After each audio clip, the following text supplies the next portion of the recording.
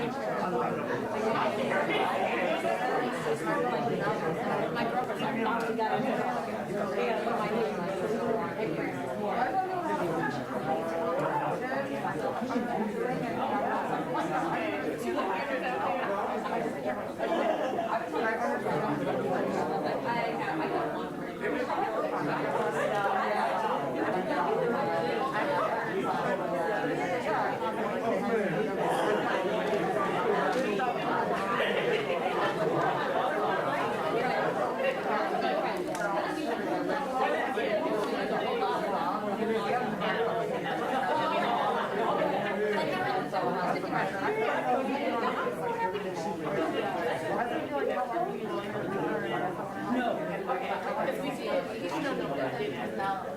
Yeah, like they love me.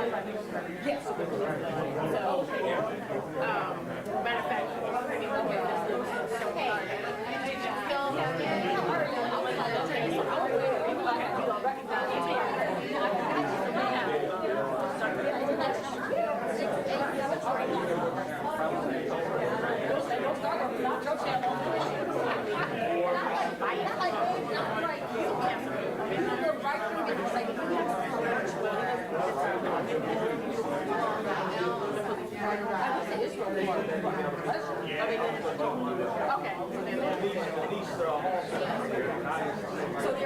so there's a guy who's working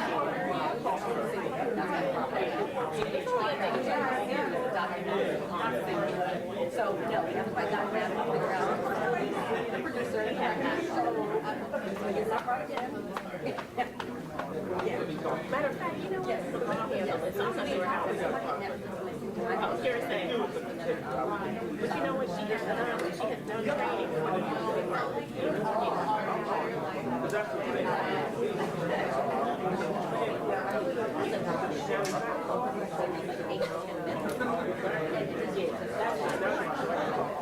that was my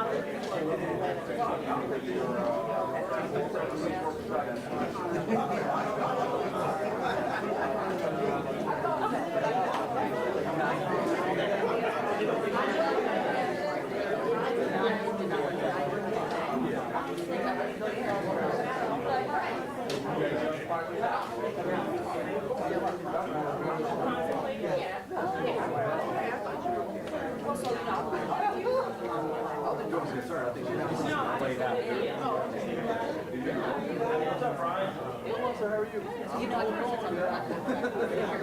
You're different language, I guess. Oh, I know we do.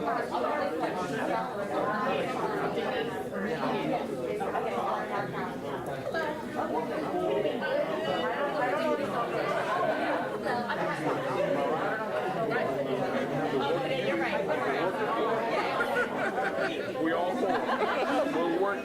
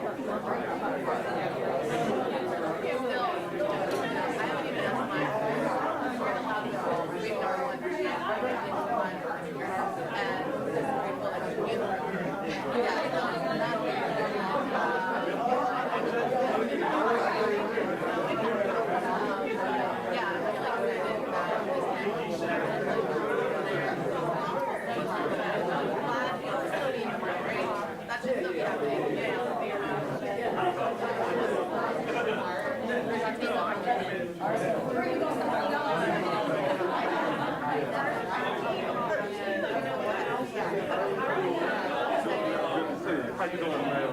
Good. Good to see you. No, you're old. I just come and act like it. I gotta take this guy.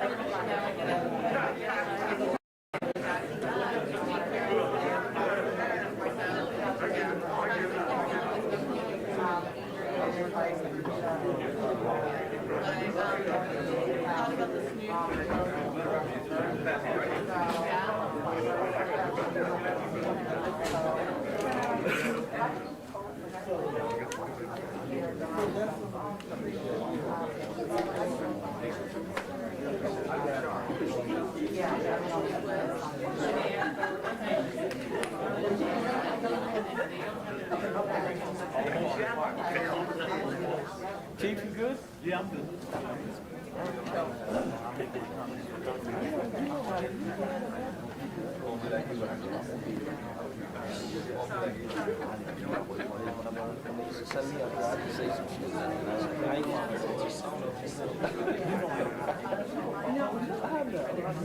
You are. Give me the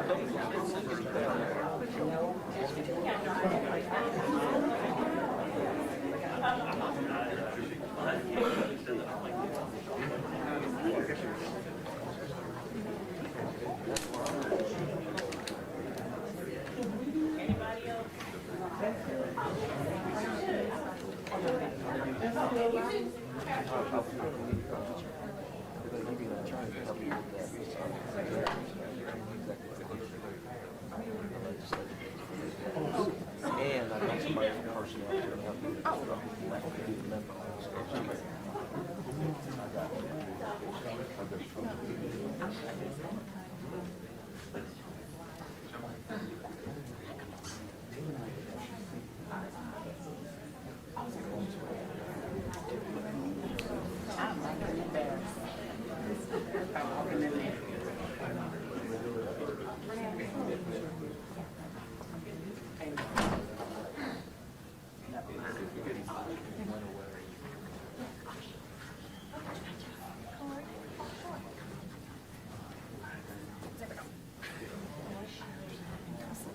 Check, check, check, mic check. Getting sound, BJ? Check, check, mic check. Mic check. Sound from the podium, mic check, see if you're getting the sound. Thank you.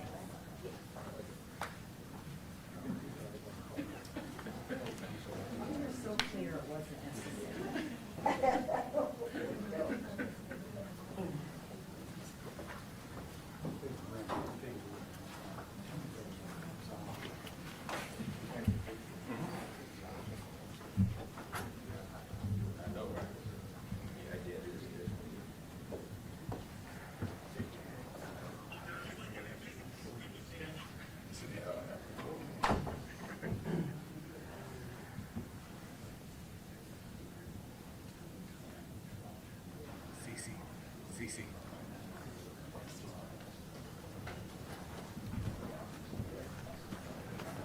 Couldn't you get your act together? I apologize. I apologize. And it's not even catered, so we're out of here. I know. Pick this. Pick this.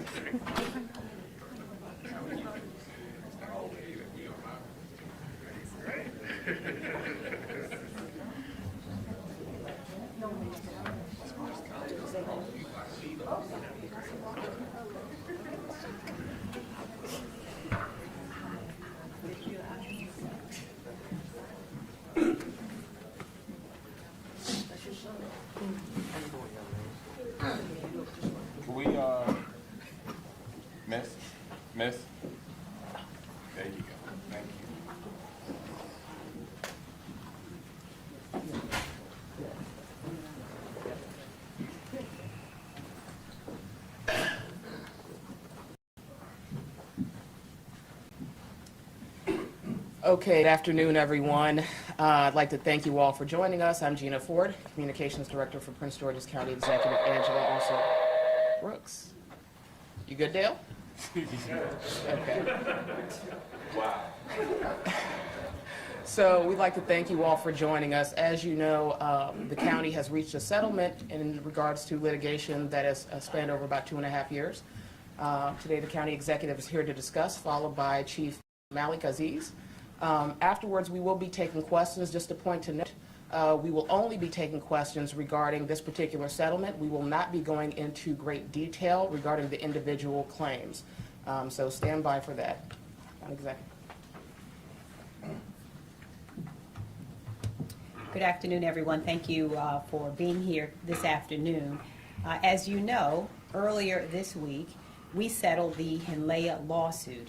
And before I begin, I really do owe a huge thank you to our county attorney, Rhonda Weaver. Certainly want to thank her and the Office of Law for the tremendous work that they did during this case. I also want to thank our Chief Administrative Officer, who is present and who will be on hand to answer some questions today, Tara Jackson. And I have to tell you, Tara Jackson has been just phenomenal. She became our Chief Administrative Officer in December. She was elevated to that position and has worked so diligently to bring this matter to a close. And so I do want to just give a special point of thank you to her. I'm also happy to be joined today by the President of the Southern Christian Leadership Conference, Josephine Morning, also President of the NAACP, Linda Thomas. I also want to thank Pastor Tony Lee of the Community of Hope AME Church. Pastor James Robinson of Tree of Life Ministries is with us. We also have Kelvin Duvall of the Citizens Complaint Oversight Panel. Delegate Wanika Fisher is here. Yamilet Gutierrez and Professor Chris Marsh are all here, and they were a critical part of our police reform work group. And I wanted to say thank you so much to each of them for joining us. As county executive, I had an obligation to ensure that this lawsuit was settled in a manner that was fair both to Prince George's County and to the plaintiffs, and I believe that we have accomplished just that. As many of you know, I am a daughter of Prince George's County, and I have grown up here my entire life. I'm a lifelong Prince Georgian, and so I know well the history of the Prince George's County Police Department. I have also been here to see its evolution. The vast majority of the men and women who serve in our police department are good officers who go to work every single day with one goal in mind. And that goal is to keep Prince Georgians safe. And like any organization, there are those who have absolutely no business being there. And Prince George's Police Department is no different. Moving forward, I will continue to do the work needed to ensure that our culture and policies do not support bad actors or bad behavior. And we will also make sure that everyone in this government knows that discrimination and bias are not acceptable in our police department or any other agency. We will continue to work to put a system in place that rewards good officers, but also holds officers accountable without regard for race, gender, or personal relationships. When their actions do not meet the expectations of this government or our community, they will be handled accordingly. When this lawsuit was filed, less than 2 weeks after I took office, regarding matters that everyone agrees predated this administration, I promised that we would dig deeply into the Prince George's County Police Department. I promised as well that we would examine it from every angle, and based on what I saw, I would be unafraid to make changes and address issues. The settlement that just occurred, which is set to take place and take effect on July 25th, 2021, is only a part of those changes. The reforms we see today are a culmination of work that began when we decided in December of 2019 to fully fund our body-worn camera program. The reform continued with the death of William Green when I insisted that Corporal Owen be immediately charged with murder for his egregious act and settled that matter expeditiously. It continued with the listening session that I held with the Prince George's County Police Department command staff in May of 2020 without top brass present to understand and to hear their concerns firsthand. The reform continued after the death of George Floyd when I said that we will have missed the opportunity to create real change if we didn't move in the moment. I then, soon after that, created the Police Reform Work Group and gave them the task of taking a deep dive into the policies and procedures of our department. During that time, we interviewed more than 50 stakeholders in Prince George's to hear their views and experiences with the Prince George's County Police Department. It continued as we began to implement the police reform recommendations, conducted a national search, and brought in a reform-minded police chief. It continued last January when the police department's general orders were updated to increase the punishment for officers who engaged in conduct that promoted racial or other related biases, making it a fireable offense. And those reforms continue today as we implement the terms of this settlement. The department you see, I submit to you, is not the department of a year and a half ago. This settlement allows us to continue the path that we are already on of reforming this department. While there were things that we certainly disagreed on, to include some of the individual claims that were made, we agreed that overall our department needed meaningful and lasting change.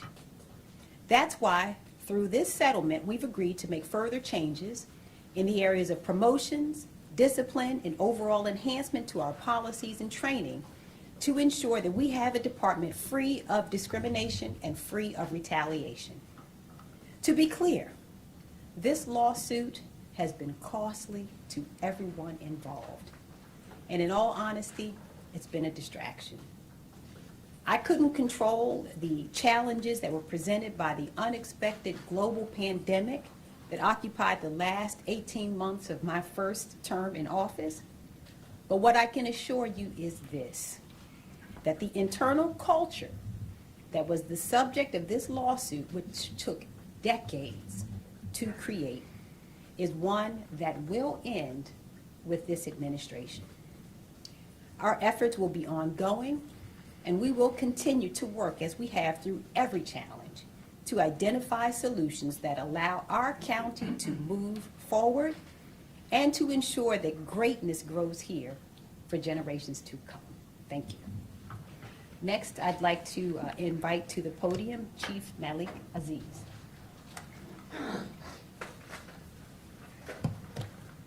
Good afternoon. First, I want to thank the county executive, the CAO, and the Office of Law for their hard work in pushing this forward. Today is a day that we can start moving forward for healing, for progressing our police department and our county. The police force here, the police service as I call it, in Prince George's County, the men and women who go out each and every day to serve us, to serve the citizens, they are in great numbers. And this police service that they provide is one of nobility. And so when we look back, we look at the things that have brought us here today, and we would make note that the great majority continue to serve you well, and that's each and every day. But we must address the other issues, and we have. So for me to come in here at this time, in this day, in Prince George's County, in a challenging time, it enables me to move forward. It enables me to provide the leadership that is necessary to enjoin our police service, our police force, our members, into providing you that noble service. These major issues that came out of the lawsuit enacted us to put in several policies, and one of EEO, where you have demanded that we provide a equal and equitable work environment. The bias-free policy, where one would expect that the police department would be one that did not demonstrate bias, nor did we tolerate it. And a discipline matrix that would up the discipline for more harsher penalties for things that would be unacceptable for those of us who endear in humanity and join in humanity together. So I look forward inside of the reorganization of a department to bring us forth into 21st century policing. And 21st century policing must be more than the pillars that we see. It must be in our hearts. It must be in our minds. It must be in everything that we have going forth in Prince George's County Police Department.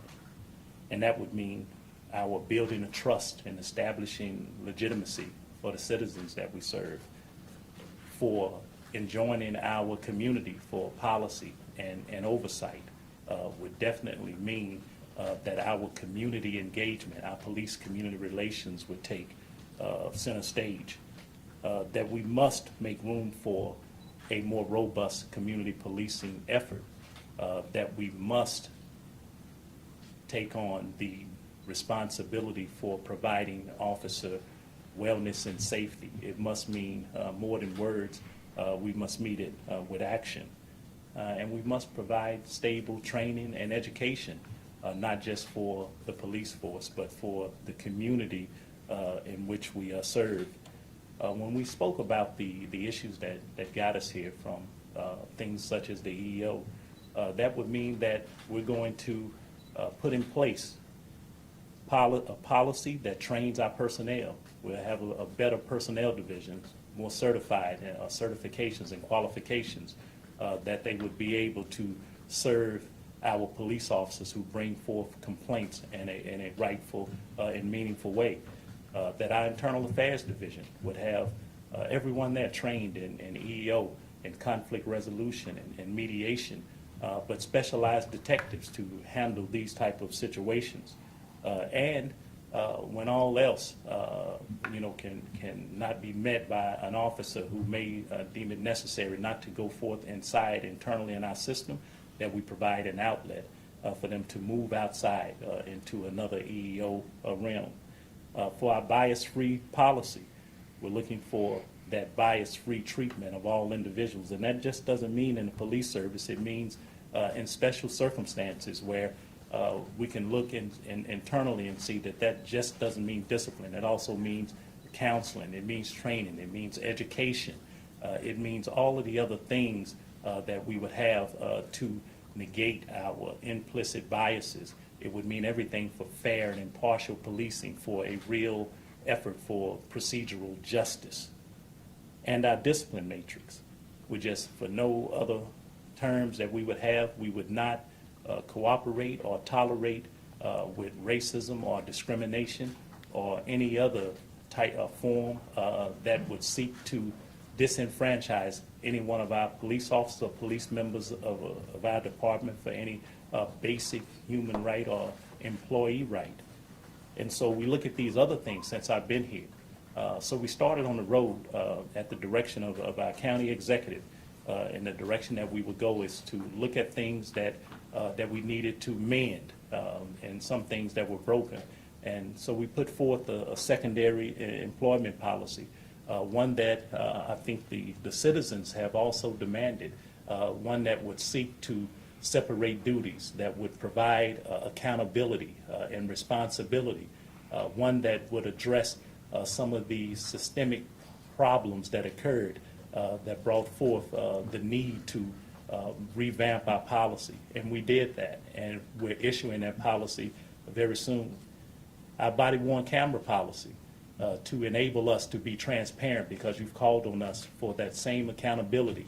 And so we looked at who would have rights to delete, who could audit, when an officer could deactivate, or when an officer could, activate his body-worn camera. And so we put those, we either sharpened the policy, or we put forth new words so that they could have a better action, not just for the citizens, but for the officers involved, who the great majority believe in that type of system. But the most important aspect of the body-worn camera policy was that we had no policy about releasing the body-worn camera captured video. And so we put forth this policy now that will enable us to have a set of policies and procedures that we could release video to the public on noble or notable issues that came forth that the public would have a right to see. And we work with all groups, some for our first time where we joined in focus groups and our collective bargaining, the CBA partners with the FOP, with our command and regular officers for input to move forward in just the type of way a policy would be created. And even some people here from the community today put their eyes on a policy to provide that pillar that I mentioned about community oversight for policy. So we're headed in the right direction. And I'm honored to be standing here today knowing that we can move forward with a professional police department, one police department that you have demanded, one that you desire, and one that you deserve. And I think this day puts us on a course and a path to be a better police department, to better serve our citizens of this great county, and to better serve the police officers here who love this profession and have put everything into it and want to see a better police department. And I think they have enjoined me with those words and actions since I've been here. So again, I think that we're on the right path, and I'm looking forward to more things to come into 21st century policing for the Prince George's County Police Department. Thank you so much. All right, thank you, Chief. So with that, we will take some questions. Again, I remind you specifically about this settlement. We are not discussing individual claims. Will. Thank you. County Executive. Generally speaking, if some residents, obviously not all, who believe this settlement should have been either settled sooner or not at all, based on the information that became public. Could you summarize, as you just kind of touched on it before, summarize for those residents who may understand why it took this long? Yeah, so the culture that was the subject of this lawsuit took decades to create. And what that meant for us is that it took time for us also to examine the claims in the lawsuit, to do the investigation that was necessary. In other words, we had to do it right. And that's important to understand, is that the reforms that we're talking about, the period of reformation that we're in, required that we would not be rushed into a result that was not fair to the plaintiffs in this case, that would not be fair to the county in this case, but that it was necessary that we do this right. I was determined that we were going to do this the right way, and it meant that we needed to take the time that was necessary to do it properly. And again, this should have been done decades ago, truthfully speaking. We should not have been here. I don't think anybody denies that there's no way we should have been here. But we are here, and as I have said before, the department that we inherited at this point, when I came into office, this suit was less than 2 weeks after I got here. But we are pleased today to say that this has been a period of reformation. This department is different than the one we were in even a year ago. And so we're very proud that we have actually been able to make substantive changes that we believe will make the department better and stronger, will help us to better serve our residents, and will be a better place for our officers to work as well. How do you want the residents to see this settlement? Should they look at this as the officers were right, or how should they look at this? How do you want them to see this? How should they interpret it? So this settlement represents moving forward. What it says is that as a result of the time that we have spent to come here, we have found a place that we believe is fair for both the plaintiffs in the case and fair to Prince George's County. But we have been able to, I think sufficient to everybody involved, been able to address the concerns that were the subject of the lawsuit, and we're able now to move forward and to continue to do the important work that we realize is the most important work that we're going to do right now. We have heard from our residents that police reform is an especially important issue for Prince George's County. And it's not done. We still have work to do, but we believe this is a significant step in the right direction.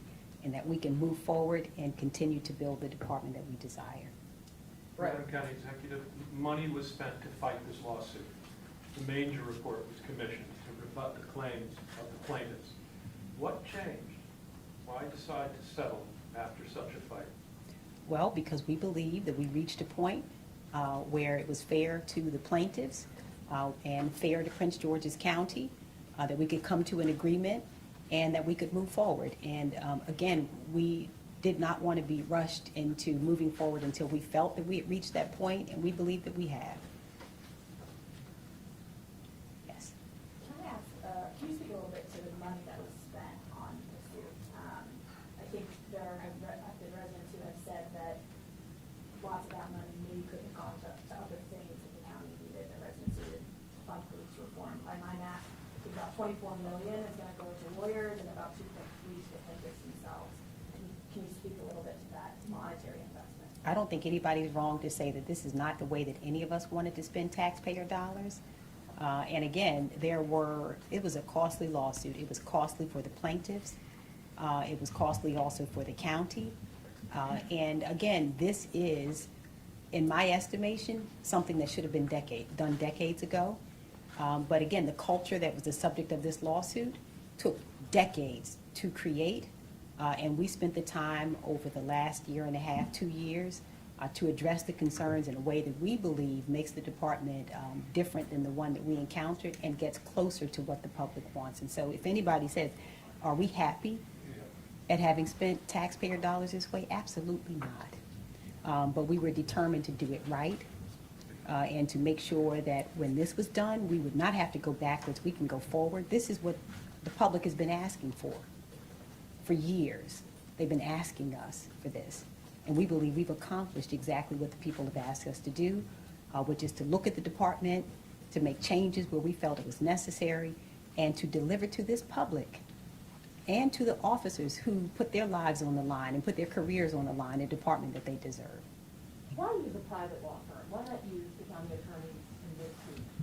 We didn't have the resources that were necessary to resolve this in the way that we felt would be fair to the county. And again, the plaintiffs in this case hired a blue chip private law firm, and we needed to have resources that would be necessary to make sure that the result was a fair result for the county, for Prince George's County. Are you concerned about a chilling effect for whistleblowers after this? No. I believe the case was resolved in a way that was fair to everybody involved, so no. So what is your message to other county employees who may have concerns about discrimination or workplace environment coming forward?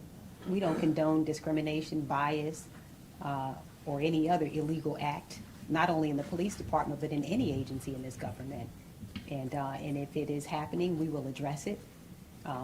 And we've addressed it in this case. So no, I'm not concerned at all about whistleblowers again, what I've said before is that I don't condone it in any agency. We want it to be rooted out wherever it exists. If it's police, it doesn't matter what the agency is. We want this government to be free of discrimination and bias. And I think this is a substantial step toward making sure that that's true. You talked about you talked about the reforms that you were already making, and you talked about how you will not tolerate it. Did this lawsuit move things forward? Was it necessary, or were these things? Did this lawsuit contribute to this process, in your estimation? I think there were many things that contributed to the process of moving us forward. And again, the lawsuit, remember, was filed less than 2 weeks after I came into office.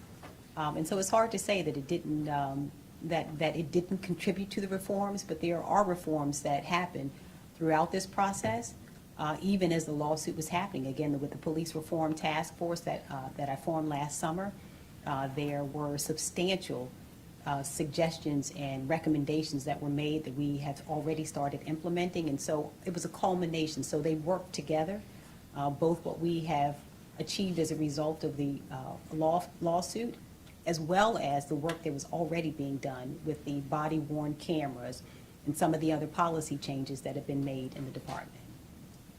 Chief, just a question for you.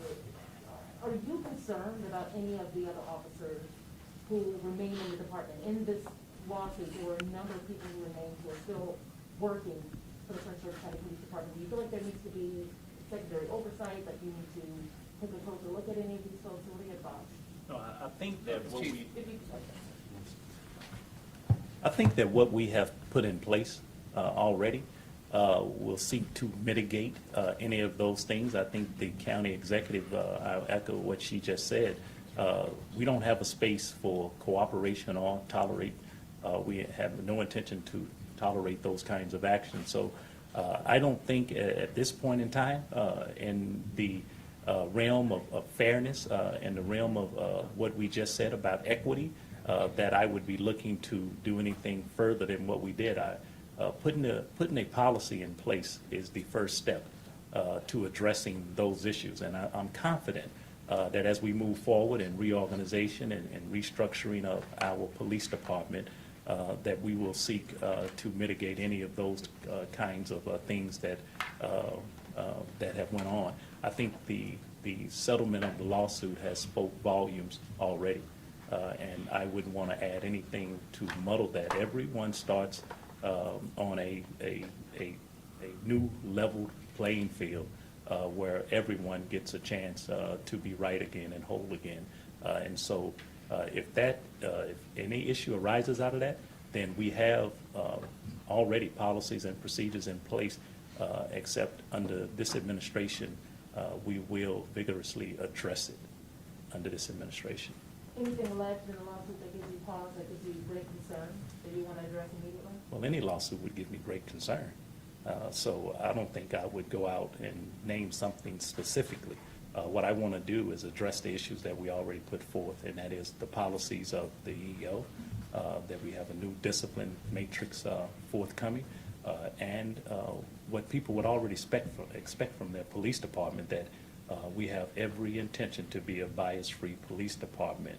We have every intention to not tolerate discrimination or racism or any other things that would be against the decent humanity of all police officers and citizens. Chief, a quick question, so Tracy kind of touched on it. Just wanted to make sure I heard something about the body-worn camera policy. Was there something not implemented beforehand? I just want to... Well, what we did not have, it was not addressed, was some of the basic things that we looked at. And myself and the DCAO, Mr. Barry Stanton, we looked at some things in regards to who had rights to delete video, because that was an issue that came up with our citizens. So we wanted to make it clear about who had deletion rights so we could be accountable. And then we wanted to make sure that we were properly auditing our body-worn cameras. You get a piece of hardware and you put it into use, and no one ever looks at it again. So we implemented methods of audits so that we could hold ourselves accountable before the citizens would hold us accountable. And then there was not a specified process for how we would release body-worn camera video. In this climate, it has become more of a demand. So some of our equipment had to meet the technology, demands of today. So we put those three major things in it, but we gave a robust, vigorous read of it and put together a policy that we think would serve our police officers and our citizens, and we would enjoin to have proper oversight with that. So that's what it was. Last question. Chief, just a quick follow-up. You mentioned about this is turning a new page. Do you see this also boosting officers' morale and hopefully bringing more in? Well, I think officers are relieved and that this is settled. And that's always a morale booster when you can put something behind you and look forward to a new day. So I don't think, that a lawsuit was inhibiting us from recruiting or retention. But I do believe that officers who look at things and see what's happening in the public and what's happening internally, because just like citizens who have the right to, and they deserve a police department that is progressive, that meets these reform type of ideas today, that in this period of reformation, again, and more cyclical, going back, 200 years, here we are today, officers just want to move forward. And they want to know that they have the proper leadership, They have the proper guidance, they have the backing, that they understand what is in front of them, and I think it enables them to serve our citizens more robustly. And more so than that, when people see that, a better officer whose morale is up is a better ambassador for bringing people to this noble police profession. So anything that is positive is beneficial to us. You know, I just want to, Will, I know you did ask a question earlier, and it just came to mind to give you an example. You were saying, you were talking about the time frame that was involved and kind of what the message was. And it is that when there was an issue in controversy, we took more time to make sure that we got it right. And I'll give you as an example the William Green case, which in our mind was uncontroverted.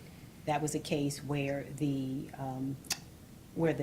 path seemed clearer. There were no issues in controversy, and without even a lawsuit, we settled that case immediately.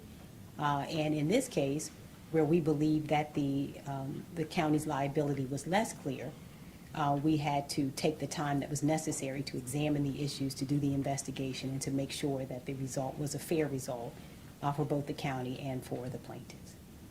County Executive, while you're there, can you speak to the changes that have been made, with the chief stepping down and with the law leaving? How do you feel that that's going to be moving forward? I think leadership is important, and I think that Chief Aziz presents the kind of leadership that we need at this moment in this department, in this county.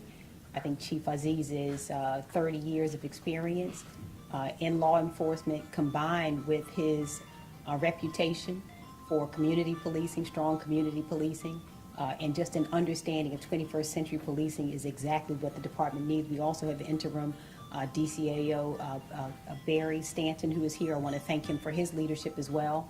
But we believe that we are moving in the right direction and that a leadership change was necessary. We've made the changes as I promised. I've said it from the very beginning. Whenever I saw or whatever the issues were, I would address them. And that's exactly what we've done. We needed a change in leadership. We made it. We needed to implement certain reforms. We're making them. We're not done yet.